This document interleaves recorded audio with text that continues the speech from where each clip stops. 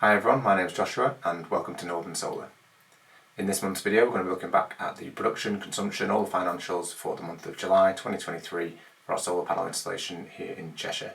Anyone that's been in the UK this month knows we've not had the best weather, but we'll see how we've got on and see if we can continue to answer the question, are solar panels worth it? So without further ado, let's jump into the presentation. So for those of you that are new to the channel, as usual I'll go through the review of what we've got here. So this is our SolarEdge array. We have 8 kilowatts in total. That's 4 on the front facing to the west and 4 on the back facing to the east, with a 6 kilowatt SolarEdge inverter with 13 kilowatt hours of Growatt battery storage. So here's the graph for our production for July.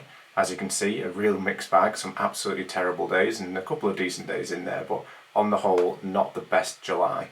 You can see we had a high of 47.9 on a really good day, but a low of 8.9 right at the end of the month. We had some pretty heavy clouds and pretty heavy rain. As you can see, some really poor days and some solid, couple of days of solid rain in the middle there. So yeah, low of 8.9. Total over the month, 844 kilowatt hours produced, an average of 27.2 per day. As you can see, yeah, we got a few days around that sort of 30 kilowatt hour range, which is pretty good. Quite a lot in that mid-20s, but yeah, one standout day and quite a few pretty poor days down here, sort of 12, 13, and then a really terrible day right at the end of 8.9. So let's see how that compares to 2022. This is the graph which shows the production since we've had the solar installation put in last April. So blue is 22 and green is 2023. So looking at July last year, we had 952 kilowatt hours produced at an average of 30.7. So yeah, significantly higher than this year. We have had two pretty good months, May and June this year, were significantly higher than 2022, so we must have had better weather earlier in the year. But yeah, that bad weather's really hit us in July and knocked off a big chunk of production there, about 100 kilowatt hours less than last month. So yeah, hopefully August will bounce back a little bit. As you can see, last year in August was very similar to July. So hopefully we can be back up that sort of level if the weather picks up. It's actually fairly bright today, as you can see, start of August. But again, we've not had the best start to the month, but we'll see hopefully some improvement as we go. This is the import and export graphs from our OCTOPUS energy portal. Total grid imports for the month, so this is as well as the solar. Obviously we still use the grid, mostly for charging our electric car.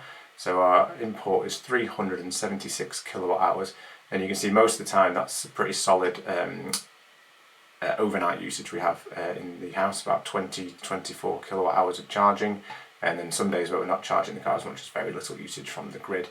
The next graph here is the export to the grid, and we'll go a bit more into the detail how this works later on. But in total we exported 497 kilowatt hours to the grid. So even though it wasn't that sunny, we still did export quite a lot of energy to the grid, and we'll show you the balance of how that's done on a typical day on a graph later on. So yeah, quite often we're exporting over sort of 15 to 20 kilowatt hours in a day.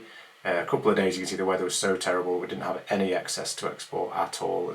That last day of the month, nothing. A couple of days earlier in the month, absolutely nothing in excess to export to the grid.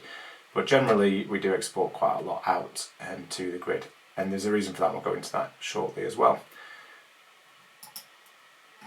So I picked a typical day. This is one of the better days in the month, 7th of July. We had a early start, about 5 AM roughly the solar starts producing, ramps up pretty quickly, and we hit in the peak around lunchtime of close to 6 kilowatt when the sun's out. A couple of shady patches here in the day, and then obviously production slows down during the afternoon, and by about 8:39 PM it's finished.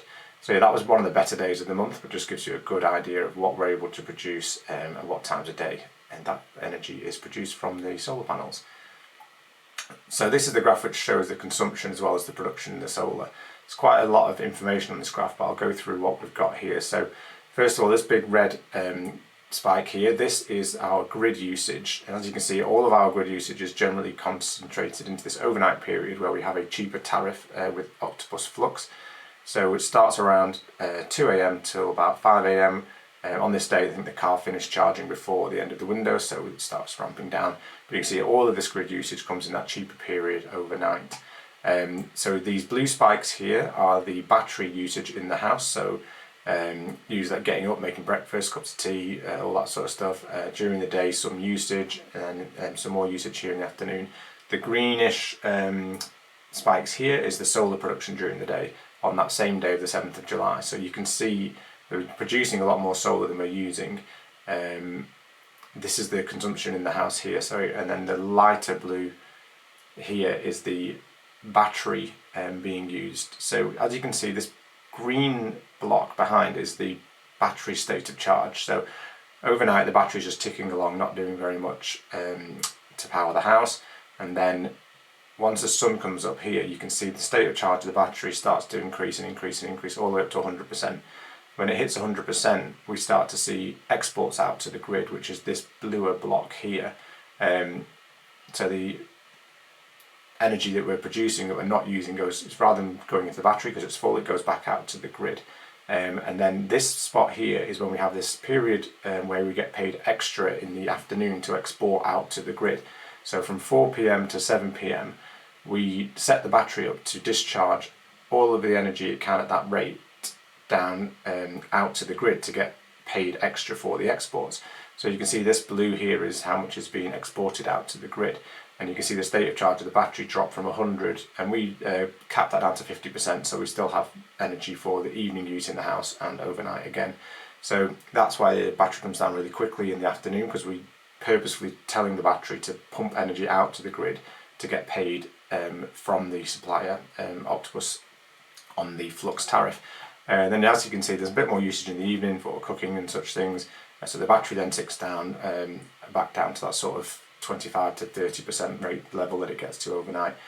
So yeah, it can be a bit confusing, quite a lot of data on there, but it's just kind of to show you at the moment the way we're set up to use our battery and the grid usage overnight to charge the car all seems to work quite well all together. We have enough power to power the house during the day with the solar and the battery, and then we're also able to take advantage of the OCTOPUS FLUX window to make more money on our exports. And again, I'll go back into that in more detail. The most important thing that everyone asks about, obviously the financials and everything, so let's have a look at the numbers. Solar production, like we mentioned earlier, 844 kilowatt hours, 497 exported to the grid. And this is broken down into these 5 sections to try and figure out all the financials and everything. Overnight and is 0 exports to the grid, as you'd expect. During the day, this is what we'd export to the grid up until about 4 p.m. and then from 4 p.m. to 7 p.m. is this peak window where we get this extra payment to export to the grid. So that's what, generally that's the battery exporting to the grid, that's been stored up during the day from the sun. So if this battery is full earlier than the peak window, it automatically starts to export. So this is this amount here. And then as soon as that window opens, the battery then kicks into export to the grid to make the most of that tariff. There's a marginal amount of evening export if the battery carries on exporting sometimes, or if for some reason it's been really sunny, there's still some exporting while the battery's recharging. So yeah, if you take off what we exported out of what we produced, we were able to consume 347 kilowatt hours directly from the solar. Our grid consumption, like I mentioned earlier, is 376, and again this is split down into these windows of when we consumed that power. So overnight is very little, usually the battery's taking care of most of everything that we need to do overnight during the month. And then this flux window here from 2 a.m. to 5 a.m. is when we charge the electric car. So this is where all the majority of our overnight usage takes place. There is a little bit of daytime usage actually from the grid. This is a bit more unusual, but I think we can put this down to, I think one day we had to charge the car during the day just to make sure we had enough charge for what we needed for the next day. So there's a marginal amount of daytime grid usage, which is the more expensive time to use the grid. And then again, very marginal, no usage from the grid during that peak window, and again, very marginal, small amount of usage in the evening. So our total consumption in the whole property for the consumption of the house needs and the car charging is 723 kilowatt hours. And we can see that if we're just looking at grid consumption, 23 kilowatt hours of that came during peak times, and 353 kilowatt hours came from off-peak times. So looking at the financials, we try and compare what it would have cost us without solar and with solar on the FLUX tariff. Standing charge is the same at £18.65 for the month. If we had no solar panels, our cost for the amount of grid usage that we have down here would have been £150.81. So our electricity cost of the standing charge and the usage would be £169.47. Obviously there'd be no export earnings if we had no solar panels, so our total net electricity cost then worked out the same, £169.47. With the flux tariff and the solar panels, we've been able to pay the same standing charge, £18.65. Our cost for our grid usage is £81.75, mostly again for that overnight usage charging the car. So our total net electricity cost of £100.41. But the big difference here is we were able to earn £157.97 from the exported power to the grid. So our net electricity cost for the month of July is minus £57.56, which is really huge. It's a really huge positive for us to be able to do that. Even when the weather hasn't been particularly fantastic, we're still making export earnings of nearly £160, and then so a net electricity cost of negative nearly £60. So overall savings for this month, being having the solar and the flux tariff, gives us a saving of £227.03, which I'll go into I'll show you in a second how that relates to previous month's savings when we didn't have the flux tariff and how it's looking compared to last year and things like that. And honestly, it's making a huge difference for us at the moment. Just to break down the figures a bit more for you, the total export versus consumption of what we were able to produce. So this is the percentages of our solar produced and how much we were able to consume. So we exported almost 60% of what we made, and we only consumed about 40%. At the moment that works out really well because we get paid a lot for our exporting energy, and again most of that's done during that peak window where we get paid an extra amount to export out to the grid. And if you look at the total consumption usage in the property, 48% of that comes from solar and the battery obviously. 49% comes from off-peak grid usage, and that's charging the car, and then just 3.2% of the peak time grid usage. So again, very similar patterns to what we've seen over the last sort of year and a half, but I'll go into a comparison on the next slide after I've explained this OCTOPUS flux tariff. So for those of you that don't know, it's a multi-rate tariff that kind of encourages you to export during a peak window and import overnight if you need to. So standing charge is the same at 60p and 60.1p per day. The day rates, importing during the day will cost you 31.1p. Importing in that nighttime period that I mentioned between 2 and 5, so charging the car is 18.66 pence per kilowatt hour. And then if you do want to import during that peak time in the afternoon between 4 p.m. and 7 p.m, it's going to cost you a lot more. It's 43.53 pence per kilowatt hour. But what we benefit from mostly on this tariff is the export rate. So during the day, if we have excess energy from the solar and the battery's already full, it will start to go to the grid. And that means we get paid 20.1 pence per kilowatt hour for every kilowatt hour that goes to the grid. And then if we are exporting during that peak window, 4 p.m. to 7 p.m, we get paid 32.53p. So this is the real time when it makes the biggest difference to be able to have that battery power and push it back to the grid on demand, so we can make the most out of that peak rate tariff that we've got. There is obviously, if you do for some reason want to export overnight, they pay you a very little amount, but 7.6p was roughly what we were getting paid as a flat export rate on our previous tariff. So the difference with this tariff now is really making the solar and battery pay for itself a lot quicker than it used to. So let's just go into this next slide. This slide is getting a bit complicated. It's ended up being, I'm trying to record everything that's ever happened since we started having the solar, and it's starting to get a little bit messy. The main things to look at are the totals really of what we're able to save per month. So if we look at July's column here, this is also going to be available on our link to if you want to download it and have a look at it. If you can see this on your screen, then we've got £227 of savings this month. Last month was £205 of savings, and that was the month when we switched over from the old OCTOPUS Go tariff to the Flux tariff. So we've done even better this month being on the Flux tariff, even though the weather's been pretty terrible. And then if we skip to the next slide, we've got a comparison of what we did last July. So last July was a little bit different. We didn't do anywhere near as much charging of the car because we only had a plug-in hybrid and we were working from home, so we didn't have to drive as many miles or anything like that. So the usage was very different. We used a lot more of our solar energy rather than having to use the grid energy overnight to charge the battery. So this diagram, this pie chart looks a lot different. The off-peak grid usage was 16% last year, and now it's nearly 50% this year because we're charging the car a lot more. But if you look at the electricity costs overall, the export savings we made last month from exporting energy was £29.73.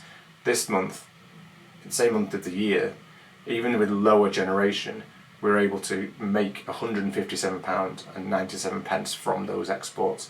And actually, if you can see here, we exported slightly less to the grid, but got paid 5 times as much for that. So the difference again is huge. The savings we're able to make is £150 roughly last year and £227 this year. Our usage patterns have changed, but it's the tariff that's really enabled us to save a lot more money than we used to. So it's a huge plus to have this OCTOPUS tariff now that we have on with the FLUX tariff that they've gone for. I do show this slide every month. It's a bit hard to really quantify these things, but I try to give an idea of how long it's going to take to pay back the system. Obviously it costs money to install solar and batteries. Our system costs just over £15,000 to install. After the first year we calculated exactly how much we thought we'd saved, which was just shy of £1,500. And based on all of these assumptions that we made, which obviously this is hard to know these things, inflation costs, even the tariffs, they change a lot, they change quite quickly now, so it's difficult to know exactly what things are going to cost in the future or how much you're going to get paid for exports in the future. And other things like your assumptions around what things would have cost if you didn't have solar. It's all a bit of a finger in the air, but this graph and table thing that we made shows that give or take roughly 8 years it will take to pay back the initial investment in the solar and battery system that we have. This doesn't include the updated tariffs that we're now on, so if we think we've saved £1,500 in the first year, if that goes up to closer to £2,000 in the second year because of the new tariff, then we could be paying these back a lot quicker. So I will keep an eye on these, but this is a sort of default that I've been looking at, 7 to 8 years payback based on our usage and our assumptions. So for those of you that don't know, I also have a Renault Zoe electric car in the house, and I now do quite a lot of miles for my job. As you can see, I've done 1,946 miles in July at an average of 4.4 miles per kilowatt hour. That meant a total charging that we did, according to the car's app, we charged just shy of 300 kilowatt hours in the month. I'm quite lucky in that, in fact, I get to charge most of the time at work, so a huge portion of my charging is 250 roughly kilowatt hours charged at work and only 52 kilowatt hours charged at home. So the cost for charging it at home is about £10.93, but the cost for charging at work is £0. So the overall cost per mile is less than 1 pence per mile at the moment, which is staggeringly cheap. I'm quite lucky to be able to charge at work. Not everybody gets that that option, but it is really saving us a lot of money at the moment. So if we were assuming that we'd be using a 40 miles per gallon petrol car paying £1.44 a litre, those 1,946 miles would have cost £318.48. So my electricity costs £10.93 to do that same amount of miles. You could say that in July we've saved £307.55 in fuel costs, and obviously that's quite idealised. Like I said, not everyone would get to charge a lot or anything for free at work, but even if we were charging all of that at home, the savings compared to petrol would be fairly significant. So yeah, for me, I absolutely love having this electric car. I feel like the savings on it are enormous compared to what I would have to pay on a petrol car to do the same amount of miles backwards and forwards to work every day. So yeah, so far so good since I've had the electric car since January, and it really is starting to pay for itself very quickly. The last thing we have in the property that's worth mentioning is the MYENERGI EDDI, which is the way of diverting the solar power into the hot water. So whenever the system notes there's any excess, before it starts exporting to the grid, it turns on the electric heater in the water tank, automatically heating the water from the solar panels. So when we first got this was a money saver. This would mean that we didn't have to heat any hot water with gas. We didn't have to import any gas into the property to heat our hot water, basically, which is what we were aiming for. We want to reduce our usage on need for using gas in the property as much as possible. So the issue here now is that we actually get paid more during the day to export the power to the grid than it costs us to import the power at night. So for every unit of electricity that we don't export during the day because we're heating the hot water, we're actually losing 1.44 pence, because we could be getting paid 20.1 pence to export it during the day, and it costs us 18.6p to import it at night. So the savings are actually negative at the moment with this system. So the EDDI itself put 86.4 kilowatt hours into the hot water tank to heat the hot water needed for our house, which actually meant we lost £1.24 in July. So the big issue that I've faced with this is that yes, it cost us money to put this in, and it's costing us money to use it. So one could say it's actually worth just turning this off and letting the gas heat the hot water instead. Gas is a lot cheaper per kilowatt hour than electricity at the moment, but the whole point of us having the solar, having the immersion heater tank, and having the EDDI was to try and reduce our usage of gas. Yes, initially the cost impact is one thing, but also just in terms of the sort of green aspects, not using gas is what we are trying to do. In the winter we will still have to use the gas boiler to heat the house. We don't have enough electric heating to keep the house warm all winter, but during the non-winter times of the month we're able to use no gas at all, which is really where we're aiming for with this system. So yeah, at the moment the way the tariffs are set up, we actually lose money by using the EDDI. It's probably more effective just to turn it off and let the electricity heat the water overnight during the off-peak window and let the energy export during the day.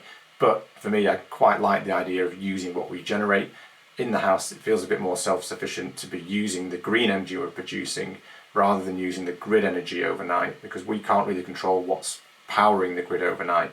There will be obviously some wind power overnight and some other renewable sort of energy, but a lot of time the overnight power is used comes from less renewable sources from the grid.